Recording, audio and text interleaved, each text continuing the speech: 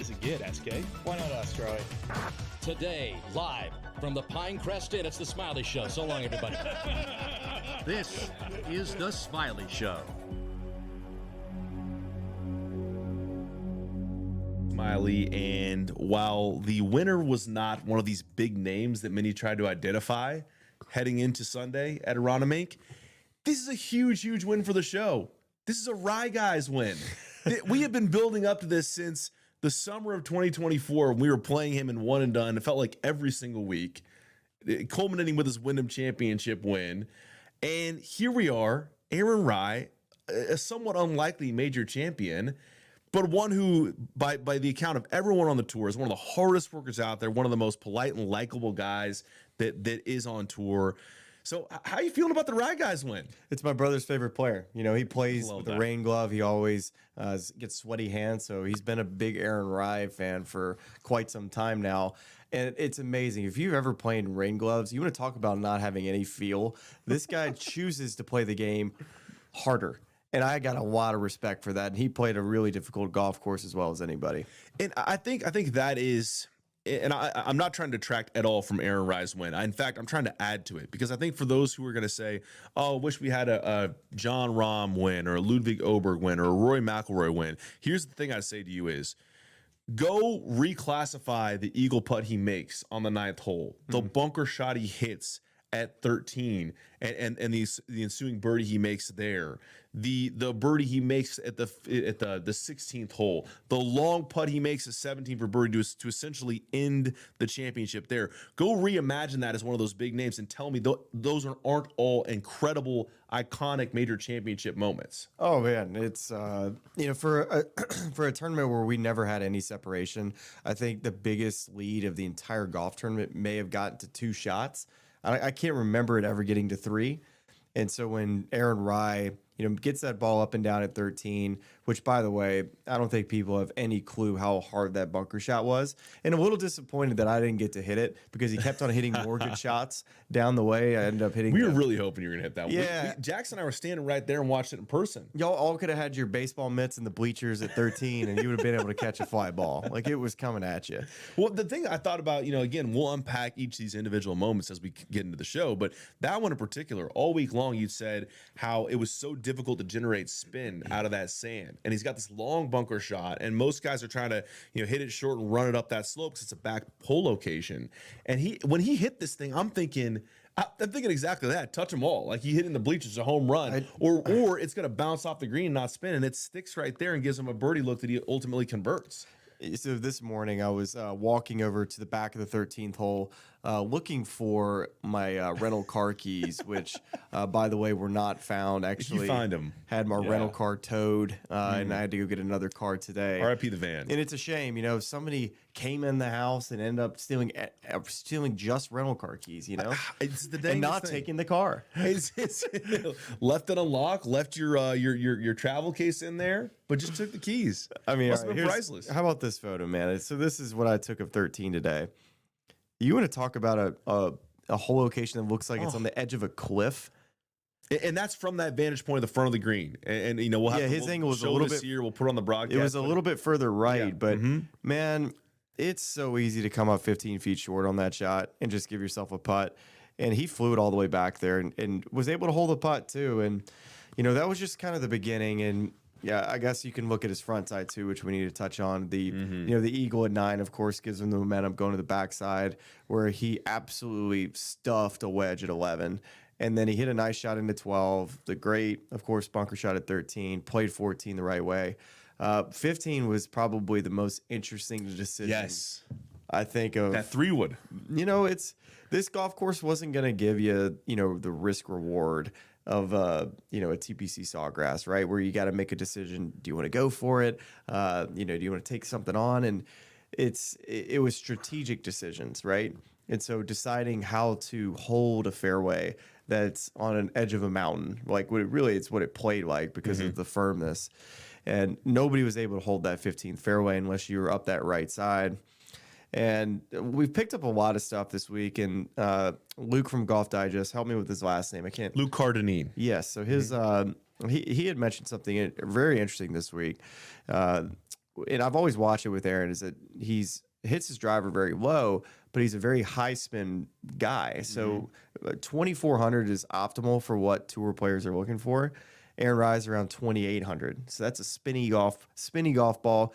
But for the low launch angle that he has, which is in that 7-degree area, which is very, very low, he needs spin to be able to help hold fairways, because if not, the ball is not only going to fly 260 yards. So he needs that extra bit of spin to keep the ball in the air longer. And you would think that would be beneficial for somebody like him on that 15th hole. But if you really got to shape something left to right. And that's what he did. He took the 3-wood out, said, you know what? I'm just going to make sure I hit the fairway, hit a spinny fade up there, had 234 left for a second. But the thing is, at that point, he had a 2-shot lead in the golf tournament, and he's just trying to make sure that he doesn't give anything back. And I think hitting that fairway was so crucial.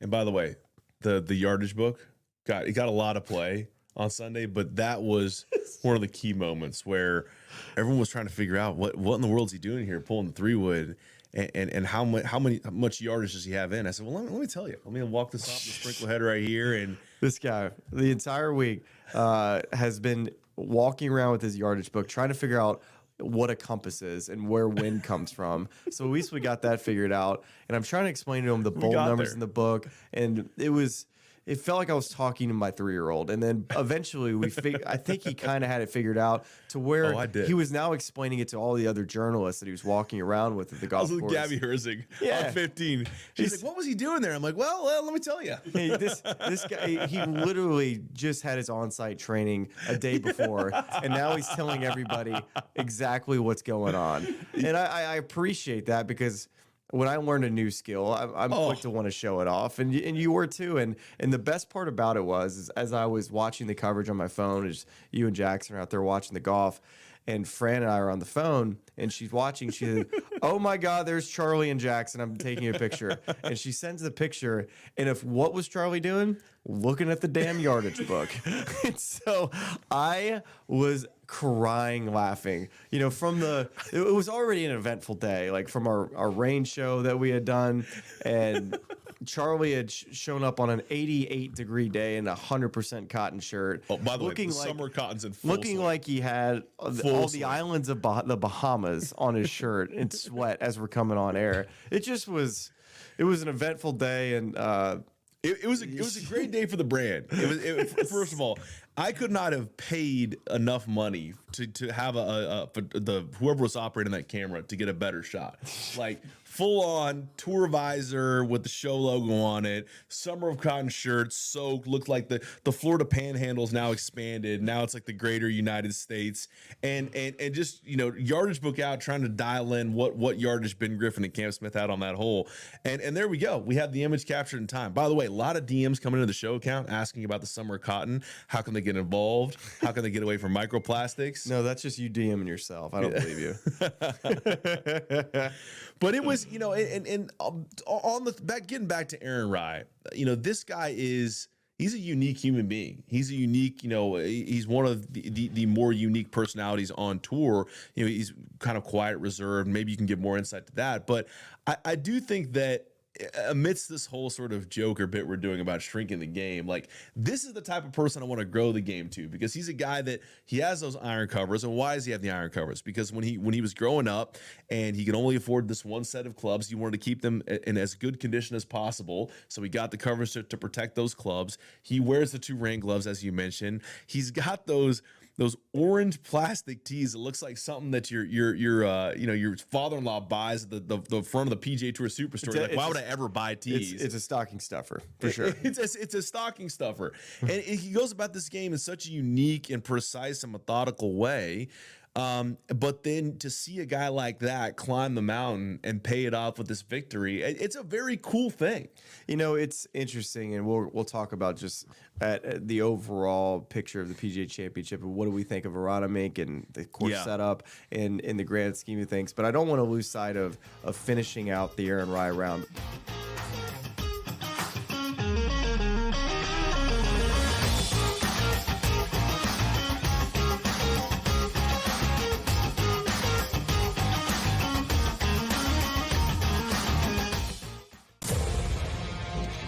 The UIM Formula One World Championship Series. We are over the moon excited about the upcoming season.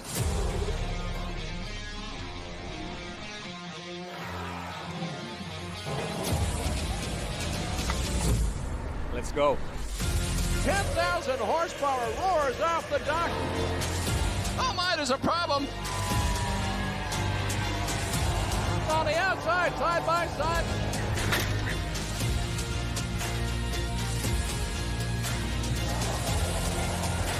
And he's lost control of the book. Hopes and dreams of winning here.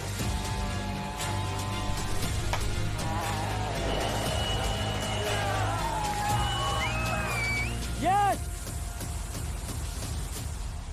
Get ready for round one, the Regione Sardegna Grand Prix of Italy, May 29th to 31st.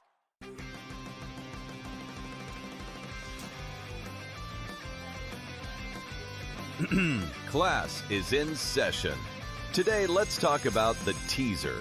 A teaser is a multi-leg bet where you shift the point spread in your favor. You get better numbers, but every selection has to win. It doesn't matter what you bet if you don't have the insights. Tune into SportsGrid and get ahead of the class. Hey there, it's your buddy Craig Carton. If you're trying to find out how to get all the great content that me and Tyrone Johnson give you every single day, here's Tyrone to tell you how. You can subscribe on Apple Podcasts, YouTube, Spotify, and of course, Amazon Music as well. We're at all four. That's right. It's the Craig Carton Show podcast every weekday morning live at 11, replayed at noon on YouTube and on SportsGrid throughout the country. Check it out.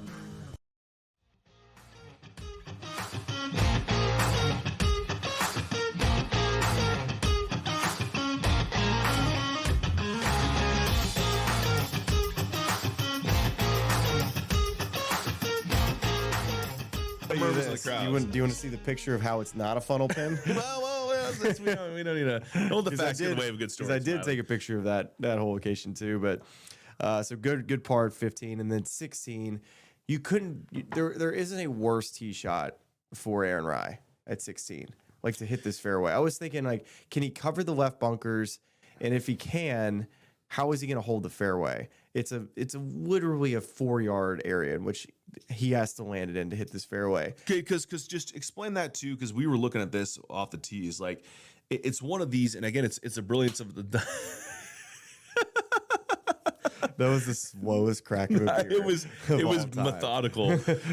Our producer Jackson Brown over here is deserving. It's Throw him under the bus, man. Yeah. Jeez. No, he's got one of those canned waters over there, Liquid Death. Great water. The tee shot at 16, right? It's another one of these Donald Ross off the tee. You know, it's this bunker that's kind of tricking your eye a little bit, like that jut in there where it looks like a nervy place. You don't hit the ball there. But we saw Ben Griffin do it. Like, if you take that line, that really opens up the shot into the game. Yeah, but you need height. You need height. You need height, and you need a draw. And Aaron Rai is like one of the lowest launching drivers on tour. That's why I'm saying this is impossible for him to hit this fairway. He actually, before that, they had shown his tee shots of where he hit it prior and had not really nailed the tee shot because it doesn't fit his eye. It doesn't fit his shot shape. The wind is left to right. The fairway slips down into the left or down into the right as well. So everything is pushing that ball into the right rough.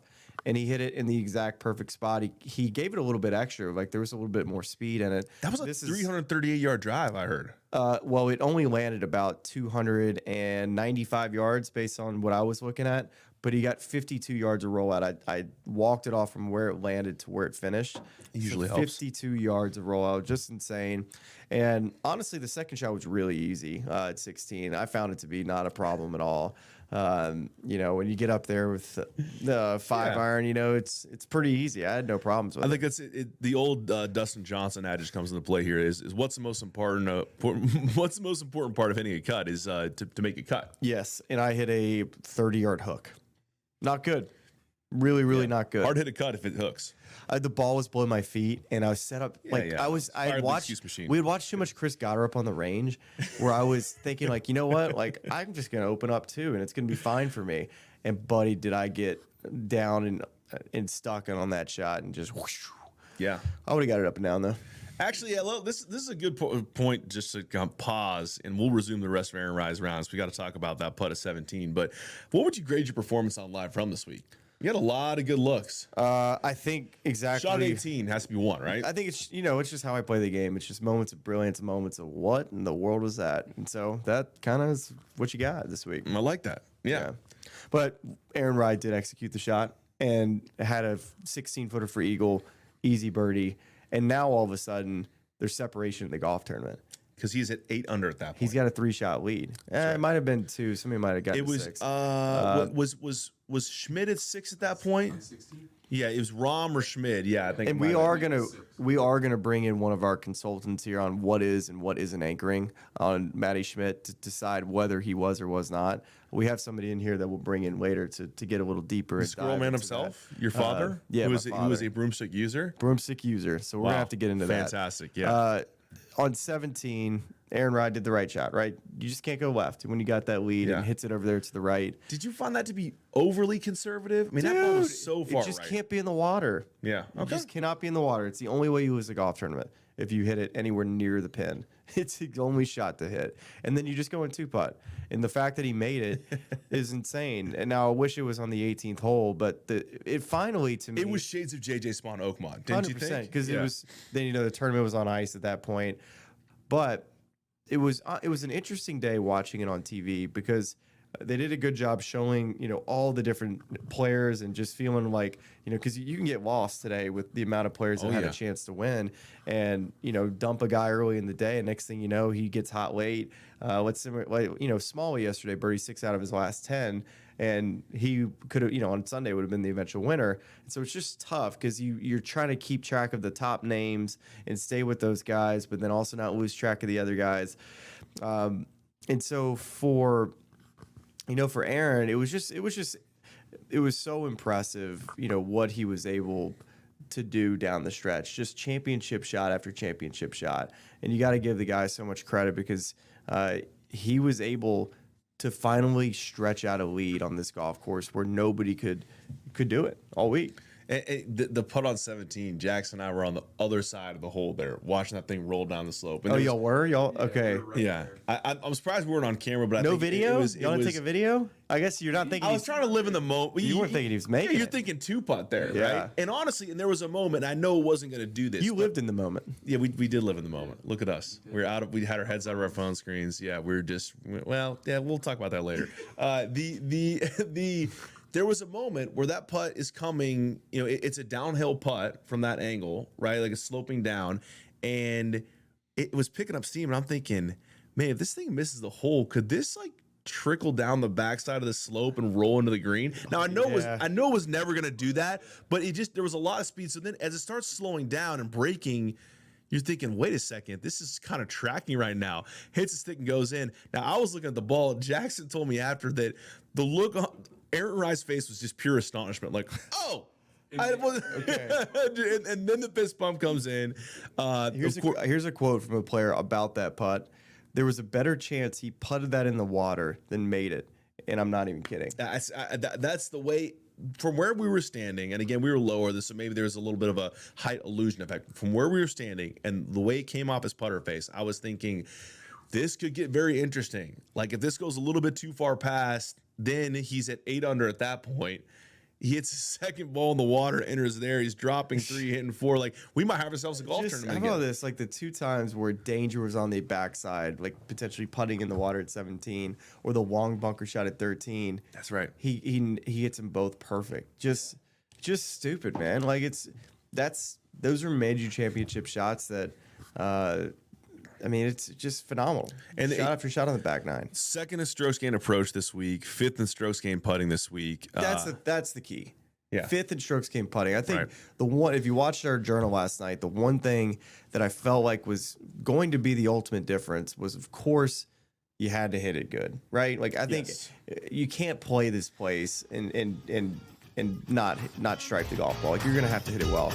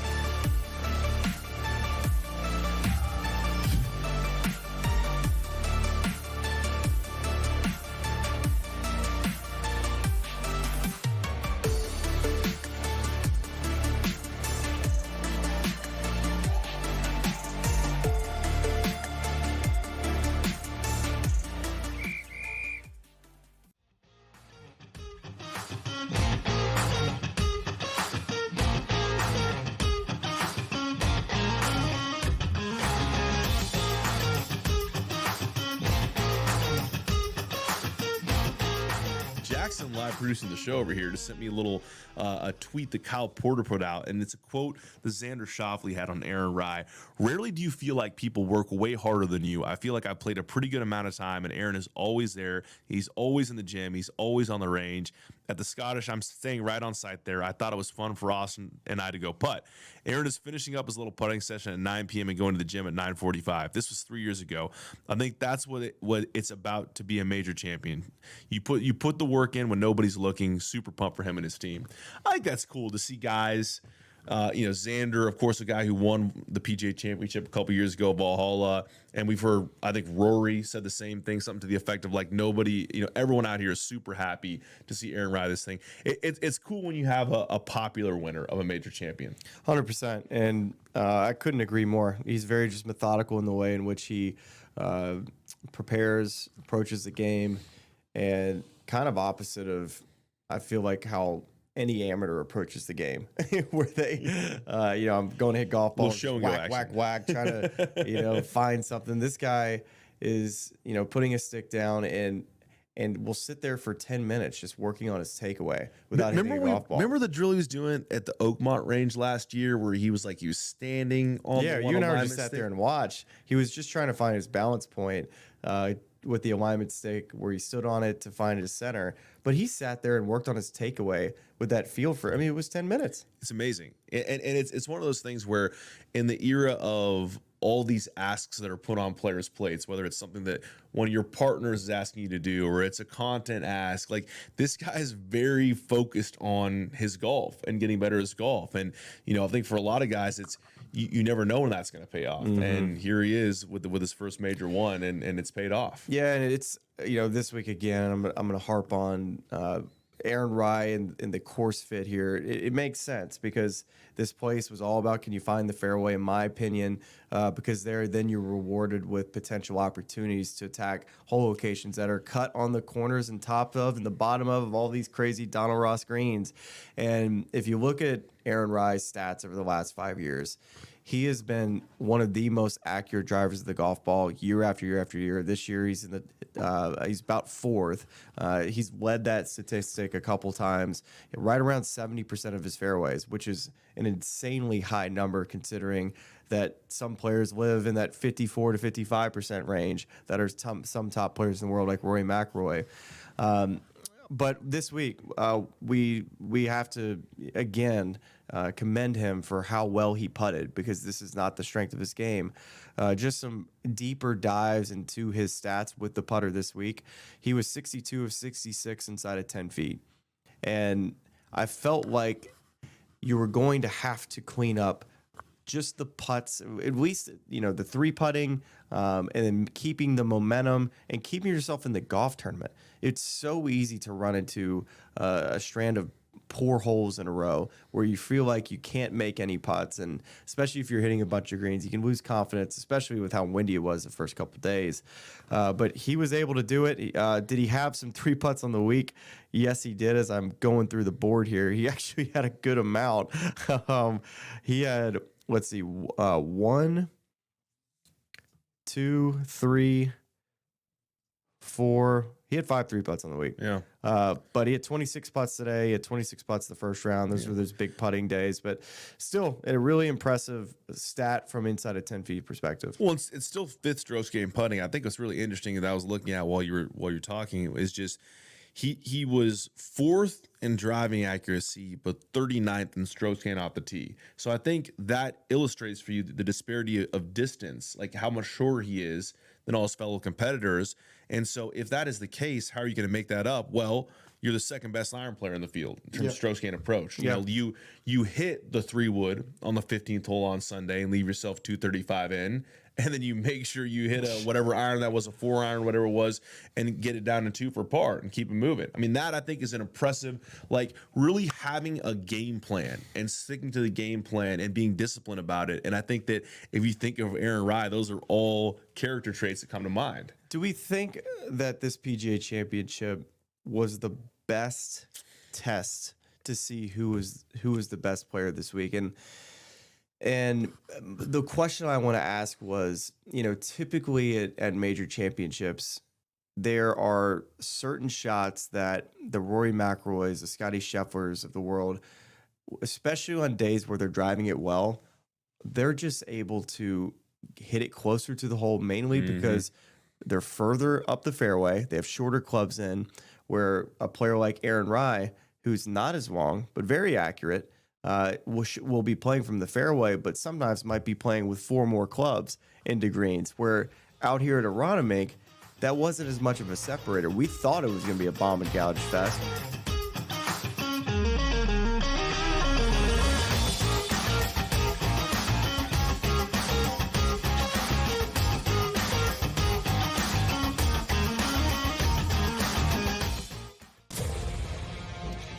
The UIM Formula One World Championship Series. We are over the moon excited about the upcoming season.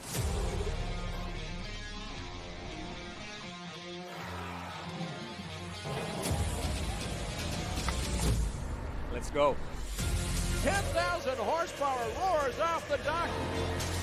Oh my, there's a problem. On the outside, side by side.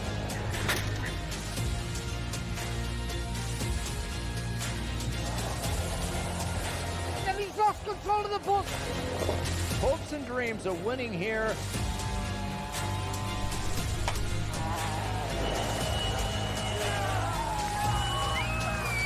Yes! Get ready for round 1, the Regione Sardegna Grand Prix of Italy, May 29th to 31st. You can recruit super young talent that may go in the NBA.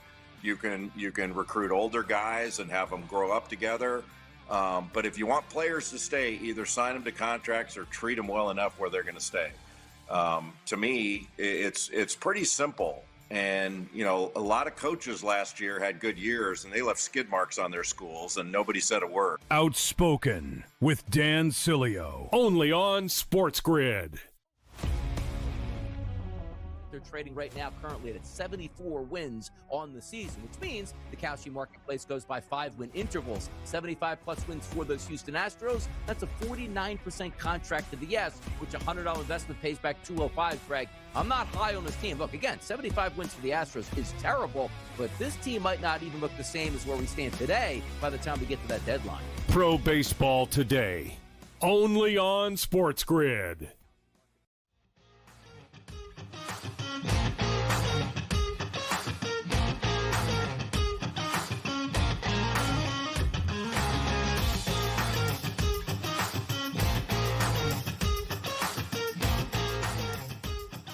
I think part of what they're saying is like it needs to be this type of test for us to feel it's valid. And my response to them is, but why? You know, like I think that when you're seeing something that's intriguing, you're showing up and it's like, oh, there isn't a first cut or rough. And this blade of grass and this rough plays a little bit different than I'm used to. And they have some interesting hole locations. These green complexes are huge. That's a puzzle for someone to solve. You know, and again, we're talking about the guy who hoisted the trophy, who had a very precise strategy, who did things that seemed weird or unconventional. And there were a lot of guys who had the opportunity to do that. Scotty Scheffler was, you know, doing things early in the week that strategically were different from other players and was benefiting from it. And then on Thursday, I think he had 367. Then he goes out on Friday and I don't know if he makes mistakes or gets the strategy wrong, but he doesn't do those same things as well. And he falls back to the pack. So to me, it's like Aaron Rai went in, figured out how to solve the puzzle, and came out as the champion. I think that's deserving of a you know, that to me is a deserving major champion. Yeah, it's their job to figure it out. And I think the last piece I'll say on Aronimink is that, of course, these greens were designed by Donald Ross a long time ago, where the grass was a lot slower than what it is now. And then you throw in the weather, which, you know, I love this championship being in May, especially when you could play up in the Northeast and get some cooler days and some rough that actually showed up. So again, congrats and well done to the Aronimink ground staff, because they really challenged the players and making it a penalty for missing the fairway. And the solving of this golf course and just being able to execute like Aaron Rai did. I mean, this back nine was playing close to. It was 35.7, so almost a full shot over par. Aaron Rai shoots 31. So he's a guy that was able to finally separate. And I think if you can look at these top players and guys who are just used to being able to do it themselves and separate by how far they hit it, how accurate they can hit the driver, the Ludwigs, the Cams, the Rorys, the Scotties, they are able to have so much advantage for how well they hit it off the tee. And of course, having shorter clubs into the green and being able to handle big boy golf courses. Was this a big boy golf course? There were times that, yes, it was, but then it also had a great mix of precision that was required. And if you look back to Rory McIlroy's first round and how he finished it on the front side with, the front has a couple more dog legs where you really have to, have an idea and a shot shape in mind to hold the fairway. And he just got a little bit impatient and then also had lost his golf swing fractionally. And it just led to bogeys. And ultimately it was the one big factor of why he probably didn't end up winning this championship, because he was a little bit too far back, because he played so well the last 3 days. But this was an endurance test. And I think if you're a top player and you think about Aronimink looking back, yes, they've eventually all solved their own puzzle in this. Of course, Aaron Rai did it better, but I think if they look back and say, you know what, if I could have just been a little bit more patient, knowing that if I can just stay within 3 or 4 shots to lead this whole time and not just keep on getting frustrated about missing putts and then just wait for my run, then that's easier said than done, because there weren't many runs out there. I think that's well said. I think it was an endurance test. And I do think, and perhaps it's probably, I know we want to unpack this in further depth in another episode, like what is the identity of the PGA Championship? And I think we both quite liked this emerging from winter, this sort of spring, summer, northeast test, that especially the one we saw on Thursday and Friday. I think that's fantastic. Shoot, they're going to Olympic Club for a PGA Championship, which is, West a Coast, historic feeling like a U.S. Open venue. So it's almost like we get two U.S. Opens a year. It's what it's kind of morphing into. Yeah, and you could throw more variety in there. And I know, we've talked about, can you go international? I think we've also acknowledged, we have to acknowledge on the flip side of that there are commercial realities that restrict that. The same reason why we say live, Australia is great for live, but it's not great for, a larger commercial product because of the TV slots. We get that. But it would be nice to see the PGA kind of go some different places. But I will say that if one of the, if the PGA has more of a rotational identity than any other major, I love this Northeast May, borderline weather version of this event. It's pretty good stuff. Definitely so. I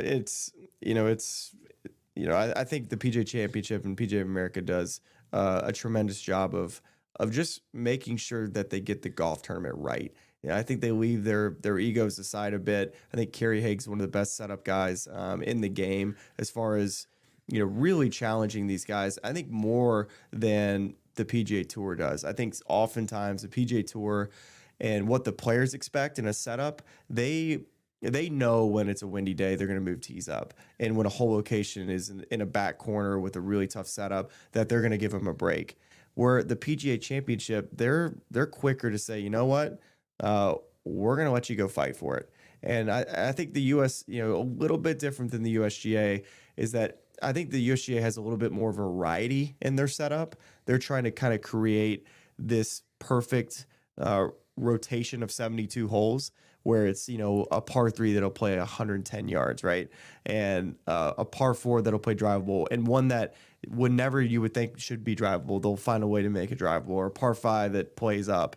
And that's kind of like their thing, is really giving you a lot of different looks and variety in different tee boxes, where the PGA is like, we're going to give you your PGA Tour setup and we're going to make it a little bit harder. And I think they do a really good job of that, because ultimately what it is, it's like a PGA Tour Plus event. It's where you really got to be able to go out there and bring your A game. And I think they do a good job of making sure it's a really well-run golf tournament. Two things that I can't believe I've waited this long to get to. I got to get these in the notes before we go any further. One is, and it's bad of me, I'm not wearing one of my show hats right now, but I was trying to, rep for our boys at Trout National, especially you're headed out there tomorrow with AV, with your dad. But our guy Drew in Imperial said that if Aaron Rai won, he'd make us a double black glove hat. So we're in the very final stages of bringing you show merch, and it's coming. And we just might have a Rai Guys, #Rai Guys hat. So we got to capitalize off the movement in some way, shape, or form.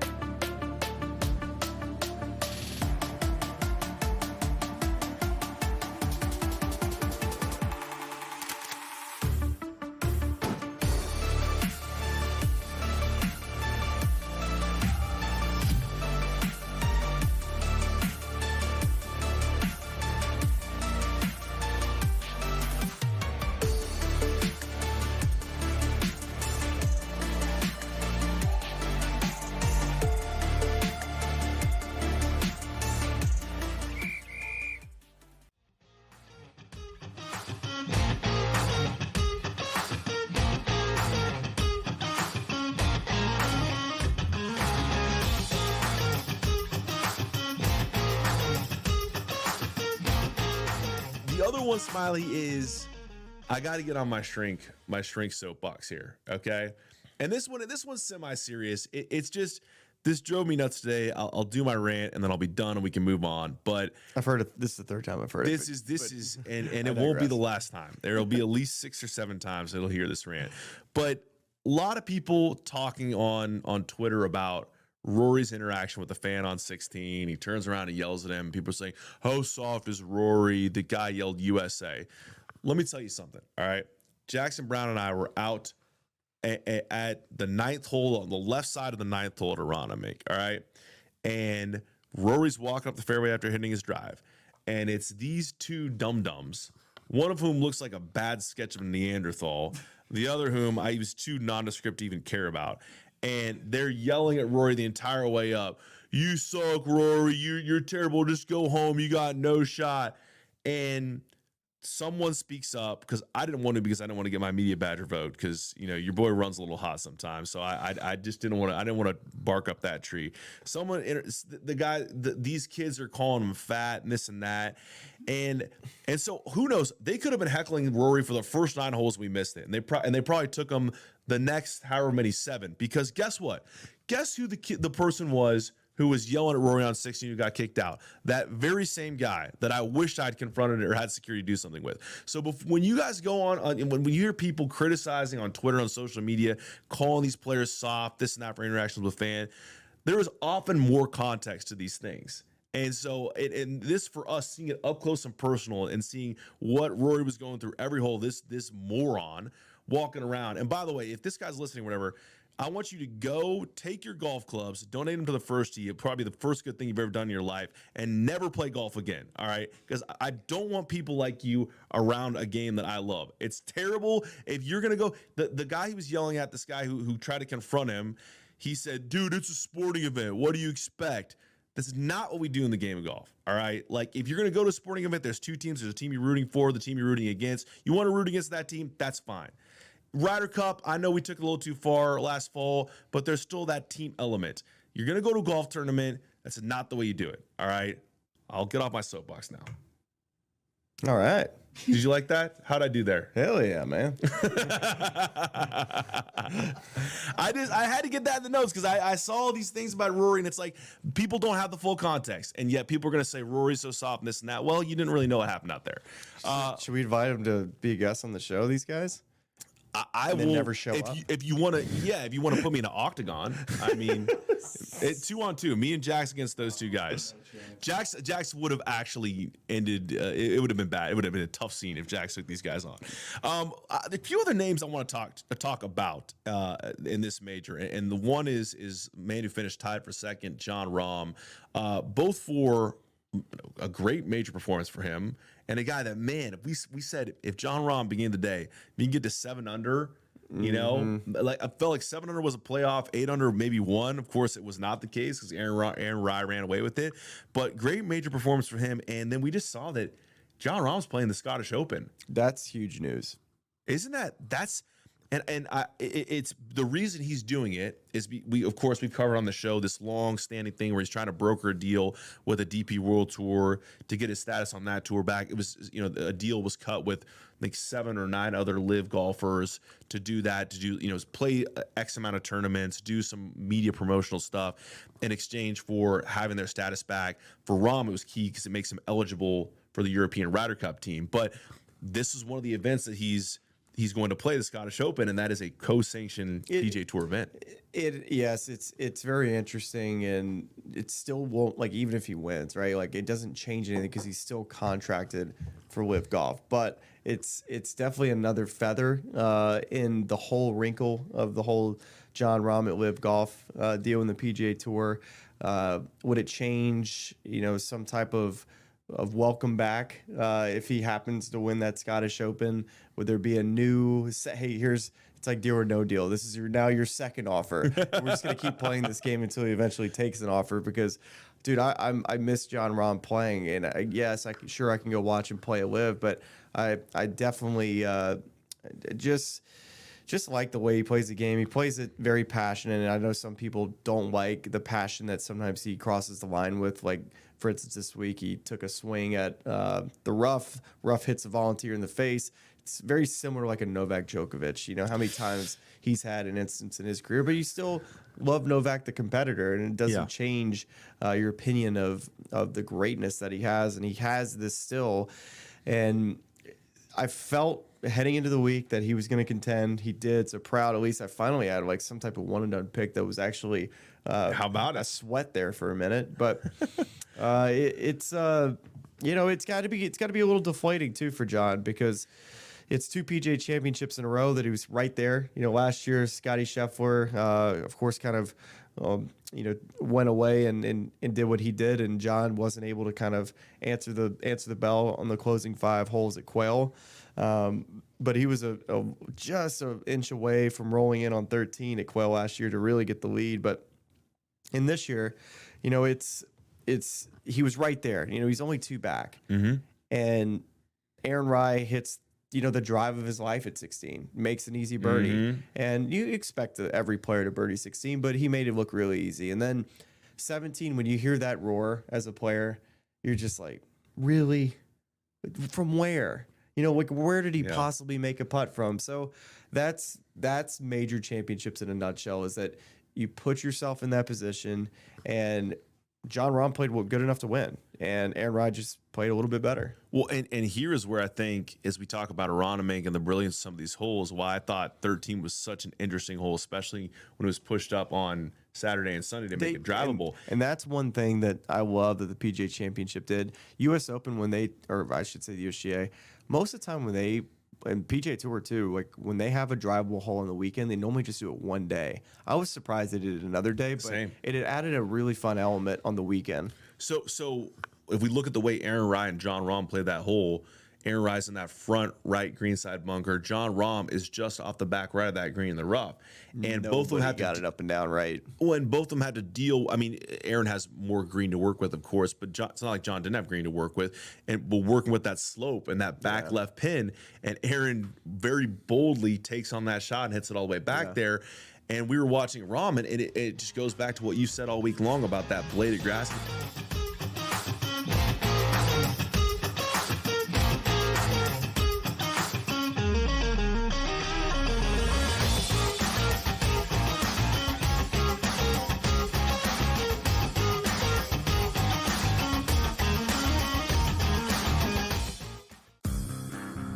Hey there, it's your buddy Craig Carton. If you're trying to find out how to get all the great content that me and Tyrone Johnson give you every single day, here's Tyrone to tell you how. You can subscribe on Apple Podcasts, YouTube, Spotify, and of course, Amazon Music as well. We're at all 4. That's right. It's the Craig Carton Show podcast every weekday morning live at 11, replayed at noon on YouTube and on SportsGrid throughout the country. Check it out.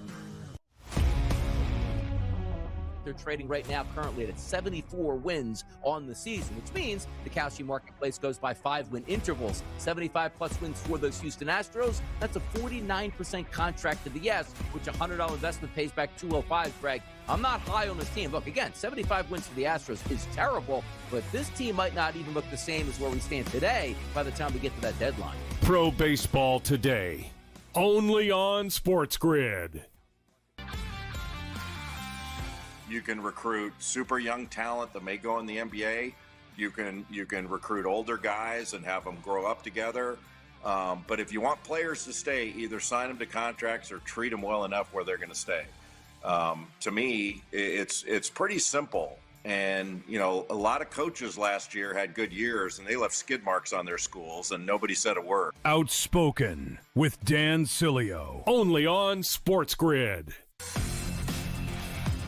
Go over the summer where there's drastic changes and gas drops down to $3 a gallon, $2.50 a gallon in some states, and then you have some of the price markets go down. You ride that momentum is what Joe's talking about. So if you say right now, which party will win the U.S. House, and you think it's the Republicans currently trading at 20%, you take them now, and if good press comes, that turns into 25% and 30%, then you have the option to cash out. Prediction Markets Edge, only on SportsGrid.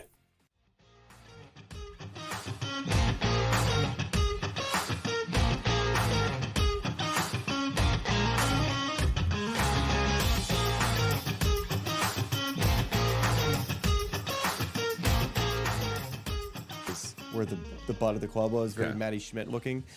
And like, dude, every camera angle of Matty Schmidt today, I was like, is this like, it looked like it was inside his sternum. Yeah. And I'm sure it wasn't. I'm sure it wasn't, but still, it didn't look great. And he's got it like here. But he was tucking in his left arm when he was doing it. Is this what you see what I'm seeing here? Yeah. So he's got it on top, just like this.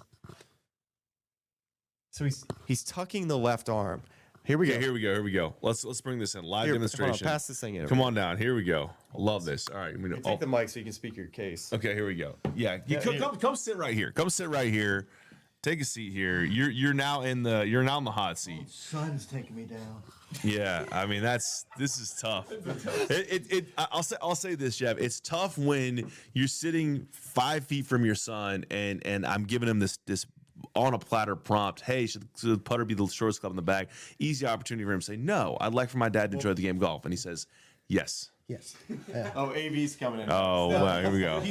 He has been saying he's been anchoring for years. So now when I spoke to Mark Juspavic, I'm like, hey, my dad, I think, is anchoring. He said, okay, tell me what he's doing. I said, well, he's not touching the butt of his club to his chest, but he's putting his left arm on his like rib cage. And he says that, well, you know, when you think about when you putt with a putter, like just conventional, like your elbows are touching your rib cage. Like what's different?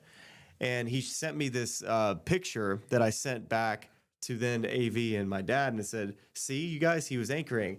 And they said, sorry, I don't agree with that graphic. Fake news.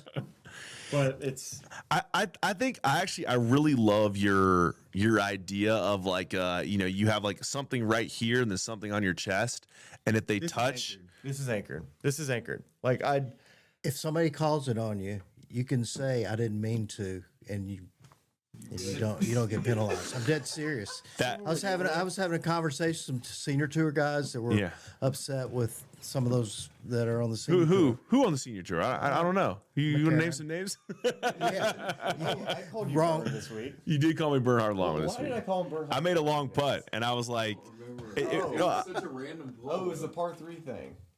Yeah. He's 5 over through 8 holes, and then he makes this big putt, and he's all peacocking to the next tee. I was like, all right, Bernhard, chill out over there. Yeah, it's just not a good feel to make a big putt, and then the initial comp you get is Bernhard Longer. I think, or like zap him.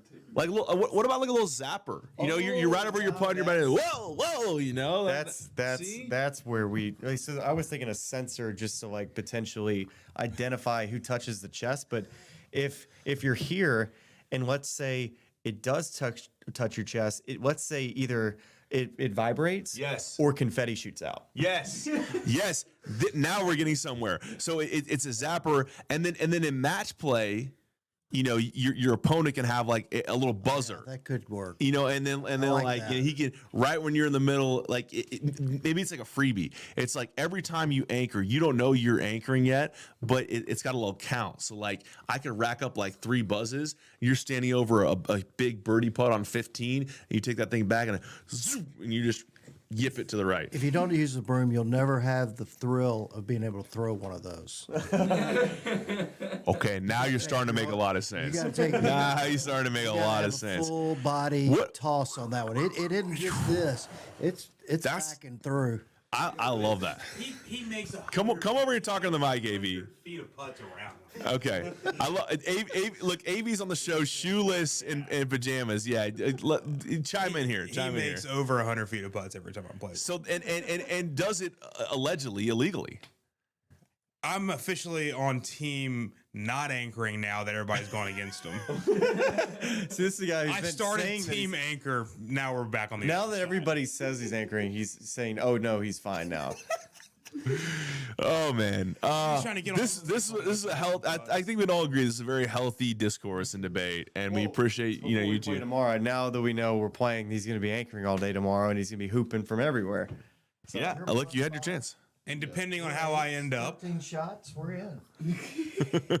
Yeah, I'm here for that actually.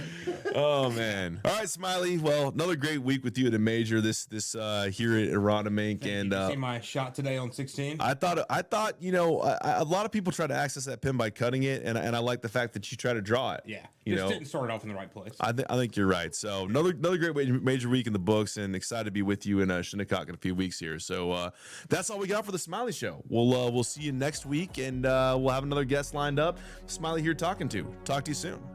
See you guys. Thank you for tuning in. We'll see you next week on the Golf Channel. This has been The Smylie Show. You know, I listen to this podcast. It's really cool. And all of our local fans and subscribers, but make sure you like and subscribe. It's cool to see what you guys are doing. I know golf fans appreciate it, but we do too, so please keep it up. For all the good people at YouTube, like and subscribe. You guys have some good takes, so I'm happy to come on and shoot the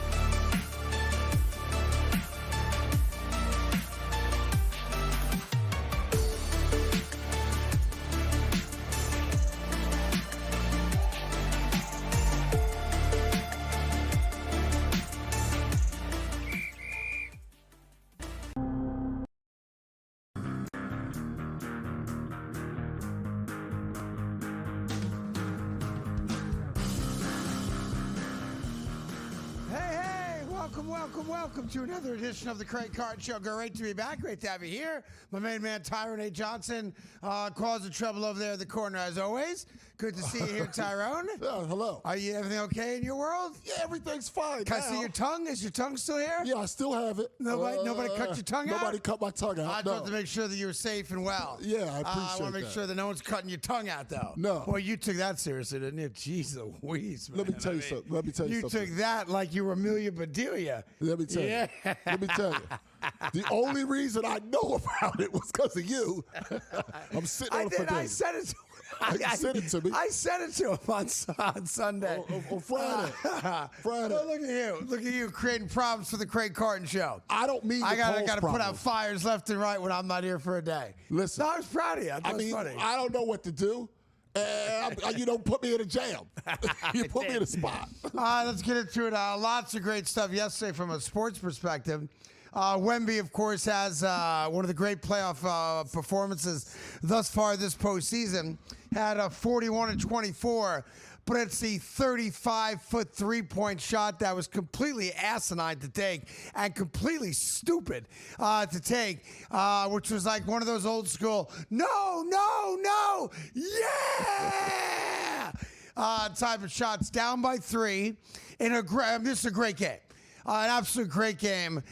You learn nothing about this game other than this is going to be a great series. But it was a great game, double overtime. There were little mini runs. Thunder up 4. I think it's over. Spurs come back. Thunder up 3.